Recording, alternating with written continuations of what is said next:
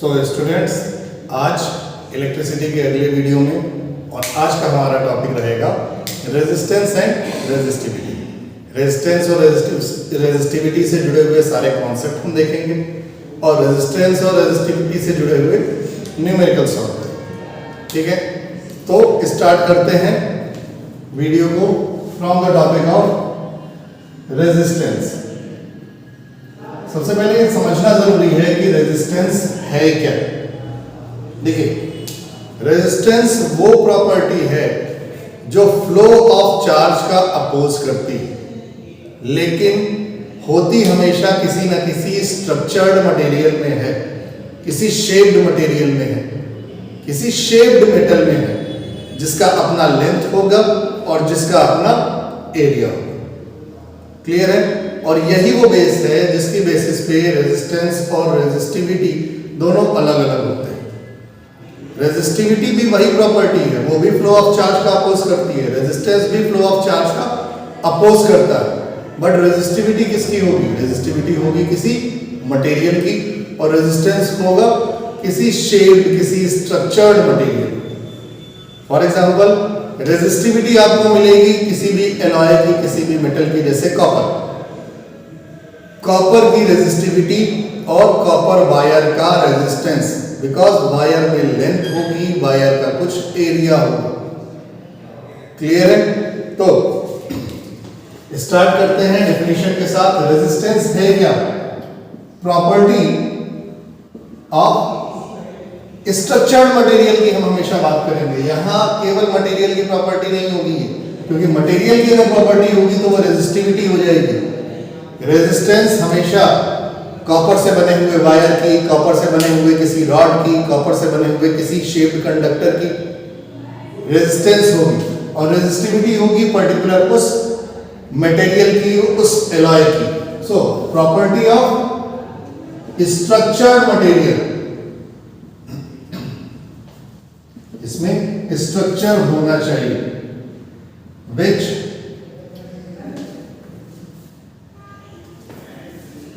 opposes the flow of charge, जो flow of charge का oppose करते हैं। ठीक है, अब इसको दूसरे तरीके से समझते हैं, सिंपल लैंग्वेज में समझते हैं। जैसे आप रोड पे जा रहे होते हैं, रोड बहुत स्मूथ है, एकदम फर्स्ट क्लास हाईवे वाली रोड है, तो आपकी स्पीड ज्यादा है, अच्छी स्पीड के साथ आप चल रहे हैं। सडन एक ब्रेकर मिलता है, तो कई बार ऐसा होता है कि आप गाड़ी को ब्रेक लगाते हैं, रोकते हैं, धीमा करते हैं, फिर लेके जाते हैं, या कई बार ऐसा भी कर सकते हैं कि एक सिंगल ब्रेकर है तो क्रॉस कराया और चलते गए, गाड़ी को बहुत ज्यादा धीमा नहीं किया। लेकिन अगर नंबर ऑफ ब्रेकर्स ज्यादा हो जाए तो आप कभी ये रिस्क नहीं उठा सकते।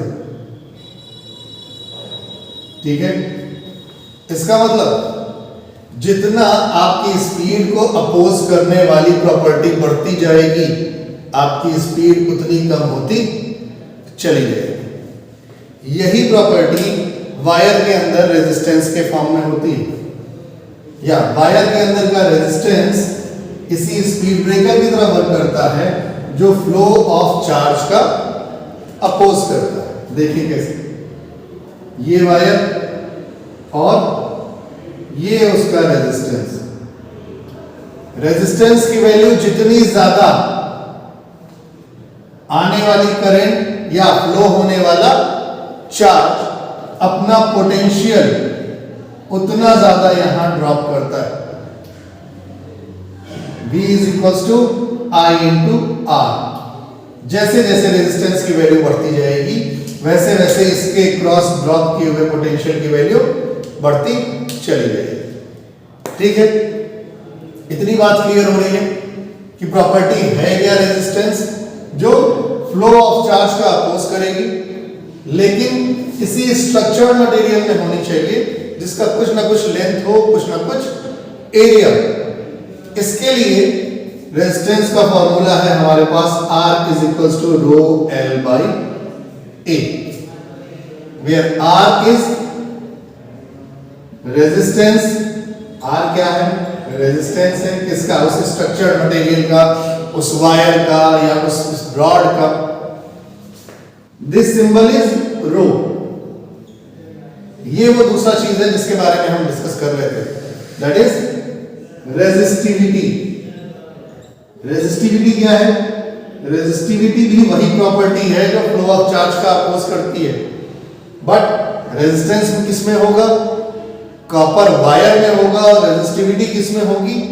कॉपर मटेरियल में होगा। रेजिस्टेंस किसका होगा? एल्यूमिनियम वायर का होगा। रेजिस्टिविटी किसकी होगी? एल्यूमिनियम मटेरियल की होगी। ठीक है, और अलग अलग मटेरियल के लिए रेजिस्टिविटी की वैल्यू अलग अलग होगी। क्लियर? एल क्या है? लेंथ ऑफ वायर या length of structured material. Rod होगी तो रॉड, वायर है तो वायर। जनरली हम सर्किट की बात कर रहे हैं तो यहां वायर का ही एग्जांपल लेके चलिए। ए क्या है? A is the cross section area of wire. Cross section area of wire. ठीक है, तो क्लियर है कि रेजिस्टेंस है क्या? रेजिस्टेंस होगा हमेशा स्ट्रक्चर्ड मटेरियल का, किसी ऐसी चीज का जिसकी लेंथ हो, जिसका अपना एरिया हो। फॉर्मूला है हमारे पास R is equals to rho L by A, where rho is the resistivity of material। यह मटेरियल की अपनी इंटरनल प्रॉपर्टी है, इंटरनल क्वालिटी है। L length of wire, A cross section area of wire. ठीक, हाँ। SI यूनिट की बात करें तो SI यूनिट ऑफ रेजिस्टेंस है ओम। सिंबल ये होता है और इसको बोलते हैं ओम। वही ओम जिन्होंने अपना लॉ दिया था V is directly proportional to I, और इसी वजह से जो कांस्टेंट हम उसके साथ यूज करते हैं R, रेजिस्टेंस, उस रेजिस्टेंस की यूनिट को हमने नाम दे दिया ओम। ठीक है, यहीं पे एक साइड कर दो। इधर रेजिस्टिविटी की बात है थोड़ी सी। ठीक है, रेजिस्टिविटी अब इसी फॉर्मूले के अकॉर्डिंग अगर हम देखते हैं तो rho is equals to R A by L। That means किसी भी मटेरियल की रेजिस्टिविटी, ये तो इंटरनल प्रॉपर्टी है, यहां मैथमेटिकली हम सिर्फ कैलकुलेट इसको इस फॉर्मूले से करेंगे।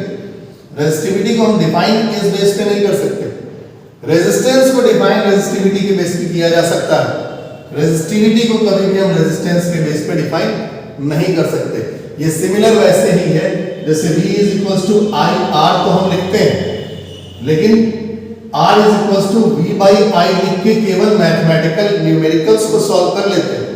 कभी भी रेजिस्टेंस को हम V बाई I के रेशियो में डिफाइन नहीं कर सकते। रेजिस्टेंस को डिफाइन करने के लिए हमेशा इस फॉर्मूले की जरूरत पड़ेगी, और रेजिस्टिविटी हमेशा इंटरनल प्रॉपर्टी ऑफ मटेरियल के बेसिस पे ही डिफाइन होगा, which opposes the flow of charge।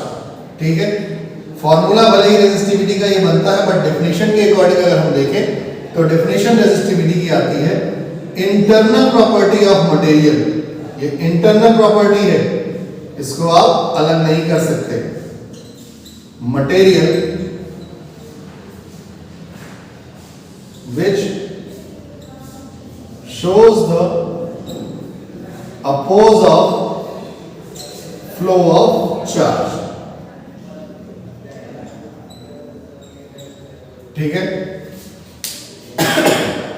अब जैसे रेजिस्टिविटी एक चीज है, वैसे ही कंडक्टिविटी को भी हम डिफाइन कर सकते हैं। रेजिस्टिविटी वो प्रॉपर्टी है जो चार्ज के फ्लो का अपोज करती है, तो कंडक्टिविटी उसकी अपोजिट प्रॉपर्टी होगी। या ये हम कहें कि जिस मटेरियल की रो की वैल्यू जितनी ज्यादा, वो उतना बुरा कंडक्टर। रेजिस्टिविटी जितनी ज्यादा होगी, उस उससे बने मटेरियल का रेजिस्टेंस उतना ज्यादा होगा, रेजिस्टेंस उतना ज्यादा होगा तो फ्लो ऑफ चार्ज का अपोज उतना ज्यादा करेगा, और फ्लो ऑफ चार्ज का अपोज जितना ज्यादा करेगा कंडक्शन उतना खराब होगा। जिसकी रेजिस्टिविटी कम वो उतने अच्छे कंडक्टर।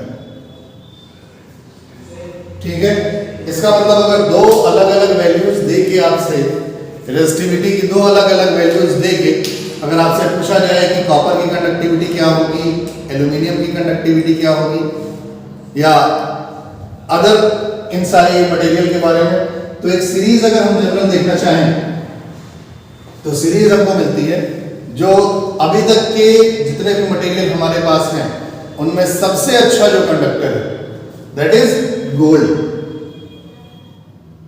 या सिल्वर।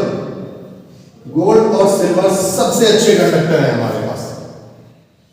अगर गोल्ड और सिल्वर को भी कंपेयर करेंगे तो गोल्ड आएगा, थोड़ा सा 19-20 का डिफरेंस है, गोल्ड ज्यादा अच्छा कंडक्टर है, फिर सिल्वर का नंबर आता है। जनरल यूज के साथ हम गोल्ड और सिल्वर के बाद नंबर आता है कॉपर का, कॉपर के बाद एल्यूमिनियम का, ठीक, एंड सो ऑन। इसके बाद वैल्यूज और घटती चली जाती है। इसका मतलब अगर रेजिस्टिविटी पूछी जाएगी तो गोल्ड और सिल्वर की रेजिस्टिविटी सबसे कम, कॉपर की रेजिस्टिविटी उससे थोड़ी सी ज्यादा, एल्यूमिनियम की रेजिस्टिविटी उससे थोड़ी सी ज्यादा। तो जिसकी रेजिस्टिविटी जितनी कम उसका कंडक्शन उतना ज्यादा, वो उतने अच्छे कंडक्टर। ठीक है।